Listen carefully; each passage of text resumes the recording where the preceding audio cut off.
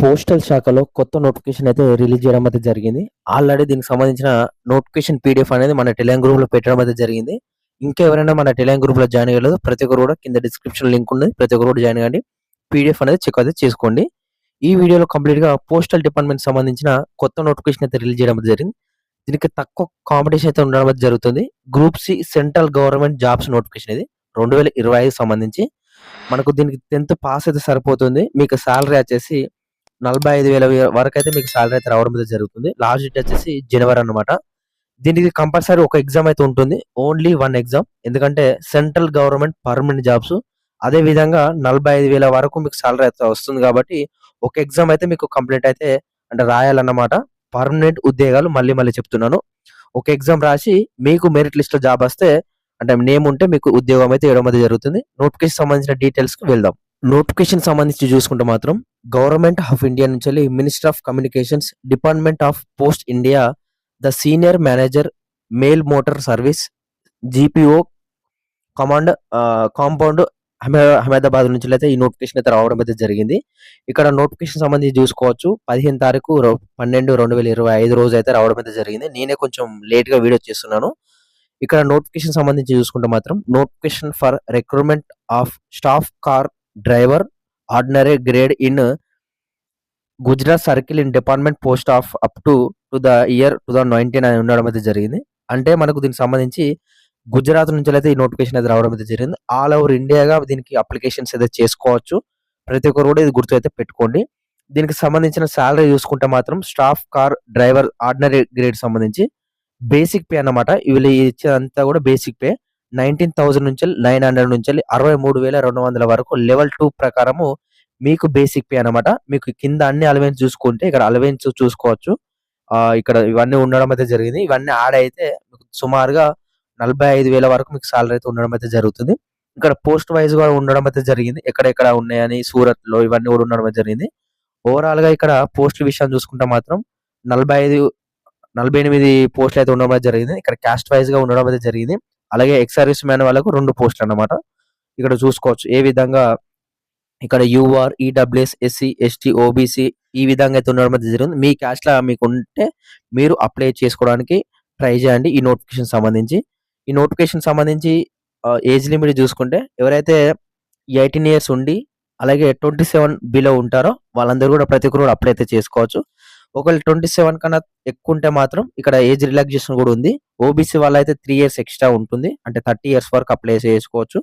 SC, ST వాళ్ళకు 5 years అంటే 32 years వరకైతే ఈ నోటిఫికేషన్‌కి అయితే అప్లై అయితే చేసుకోవచ్చని వాళ్ళైతే ఇవ్వడం అయితే జరిగింది నోటిఫికేషన్ పీడీఎఫ్‌లో. ఇక గవర్నమెంట్ సర్వెంట్ అయితే ఒకవేళ 40 ఇయర్స్ వరకు అప్లై అయితే చేసుకోవచ్చు. అండ్ ఎక్స్ సర్వీస్ మ్యాన్ వాళ్ళకొచ్చేసి రిలాక్సేషన్ కన్నా ఇంకా 3 ఇయర్స్ అయితే ఉంటుందని వాళ్ళైతే ఇవ్వడం అయితే జరిగింది. ఇక్కడ మనకు ఈ సంబంధించిన డేట్‌లొచ్చేసి జనవరి 19, 2026 వరకు సంబంధించి అయితే ఉంటుంది. దీనికి లాస్ట్ డేట్ వచ్చేసి జనవరి 19, 2026 వరకు లాస్ట్ డేట్ అన్నమాట. దీనికి సంబంధించి చూసుకుంటే మాత్రం నోటిఫికేషన్‌కి. ఇక ఎడ్యుకేషన్ క్వాలిఫికేషన్ విషయం చూసుకుంటే సింపుల్‌గా 10థ్ పాస్ అయితే సరిపోతుంది. అదే విధంగా నేను చెప్పినా కదా తక్కువ పోటీ ఉంటుందని. ఇక్కడ valid driving licence for light and heavy motor vehicles సంబంధించి అయితే ఉండాలన్నమాట. అంటే డ్రైవింగ్ లైసెన్స్ కంపల్సరీగా మీ దగ్గర ఉండాలి. ఇక్కడ ఎక్స్‌పీరియన్స్ వచ్చేసి మినిమమ్ 3 ఇయర్స్ అయితే ఎక్స్‌పీరియన్స్ ఉండాలి. దాంతో పాటు 10థ్ పాస్ అయితే సరిపోతుంది. అంటే సింపుల్‌గా చెప్పాలంటే డ్రైవింగ్ లైసెన్స్ అయితే కంపల్సరీగా ఉండాలని వాళ్ళైతే చెప్పడం అయితే జరిగింది. 10థ్‌తో పాటు డ్రైవింగ్ లైసెన్స్.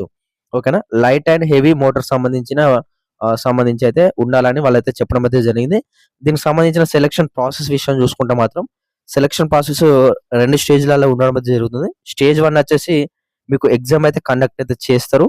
ఆ తర్వాత ప్రాక్టీస్ అంటే మీకు డ్రైవింగ్ అయితే ఏది ఉంటుందో మోటారు కార్ వచ్చేసి మీకు నడపమంటారు. మీకు అందులో కరెక్ట్‌గా మీరు నడిపితే మాత్రం మీకు 20 మార్కులు అయితే యాడ్ అవ్వడం అయితే జరుగుతుందన్నమాట. ఫస్ట్ స్టేజ్ 1 వచ్చేసి ఎగ్జామ్ అన్నమాట. మీరు ఎగ్జామ్ క్రాక్ చేస్తేనే మీకు స్టేజ్ 2 అయితే ఉంటుంది. ఎగ్జామ్ విషయం చూసుకుంటే మాత్రం కాంపిటీటివ్‌కి సంబంధించిన మల్టిపుల్ చాయిస్ క్వెషన్ మినిమమ్ ఇక్కడ 80 క్వెషన్‌లు అయితే ఉంటుంది. 90 నిమిషాలు అయితే దీనికి ఉండడం అయితే జరుగుతుంది. ఇక్కడ లాంగ్వేజ్ వచ్చేసి ఇంగ్లీషు, హిందీ, గుజరాతీలలో 3 లాంగ్వేజ్‌లలో ఎగ్జామ్ అయితే కండక్ట్ అయితే చేస్తారు. ఇక్కడ చూసుకుంటే మాత్రం ఇక్కడ మినిమమ్ పాస్ వచ్చేసి ఎస్సీ, ఎస్టీ వాళ్ళకు 33% మార్క్స్ అయితే ఉండాలి. అంటే 80లా మీకు 33% అయితే ఉండాలి. కాలిక్యులేట్ అయితే చేసుకోండి. ఓబీసీలో అండ్ ఈడబ్ల్యూఎస్ వాళ్ళకు 37% అయితే ఉండాలి. అదర్స్‌కి 40% అయితే పర్సెంటేజ్ సంబంధించి అయితే మార్క్స్ అయితే ఉండాలి. మినిమమ్ 30-40 మార్క్స్ వస్తే మీకు జాబ్ అయితే రావడం అయితే జరుగుతుంది.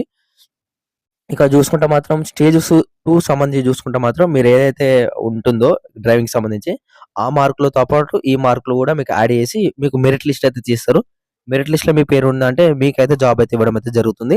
అలాగే స్టేజ్ 1కి సంబంధించిన వాళ్ళు ప్రిపరేషన్ ఏ విధంగా చేయాలనేది చూసుకుంటే అంటే మీకు ఇక్కడ చూసుకోవచ్చు. పార్ట్ 1, పార్ట్ 2 అంటే ఒకటే ఎగ్జామ్ ఉంటుంది. పార్ట్ 1లో జనరల్ నాలెడ్జ్ సంబంధించినవి అయితే ఉంటుంది. ఎల్లకెళ్ళి క్వెషన్‌లు వస్తాయని కూడా ఇవ్వడం అయితే జరిగింది. మీరు ఒకసారి చూసుకోండి. పార్ట్ 2 వచ్చేసి ఆహ్, రీజనింగ్‌కి సంబంధించి జనరల్ సంబంధించిన రీజనింగ్‌కి సంబంధించి ఉంటుంది. అండ్ పార్ట్ 3 వచ్చేసి అర్థమెటిక్ సింపుల్ అర్థమెటిక్ సంబంధించి. పార్ట్ 4 వచ్చేసి వెహికల్స్‌కి సంబంధించిన ట్రాఫిక్ రూల్స్ గాని అన్నీ కూడా ఉంటాయి కదా!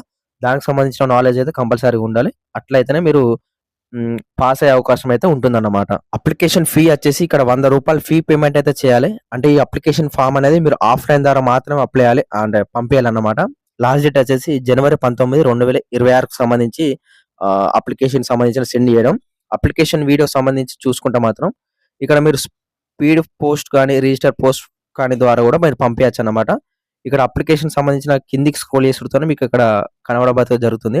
ఇక్కడ register or speed post only అనేది చెప్పడం అయితే జరిగింది. ఇక్కడ మీరు ఫోటో అంటించాలి. ఇక్కడ అదే ఈ పీడీఎఫ్ అనేది మీరు డౌన్‌లోడ్ చేసుకొని అంటే మన టెలిగ్రామ్ గ్రూప్‌లో ఉంది. మీరు దాని ద్వారా ఇది తీసుకోవచ్చన్నమాట.